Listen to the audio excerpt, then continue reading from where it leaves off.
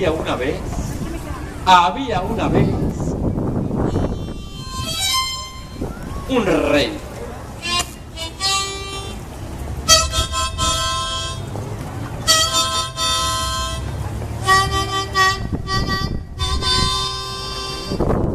Un rey que estaba enamorado del mar,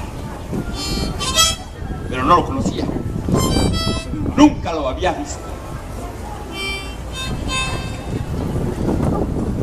Este rey siempre estaba pensando en el mar, ¿sí?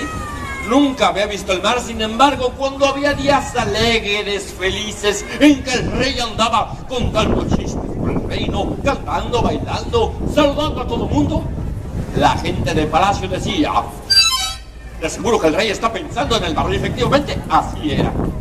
Pero, en cambio, cuando había días tristes en que el rey andaba de capa caída, llorando por los rincones, melancólico, la gente del palacio decía: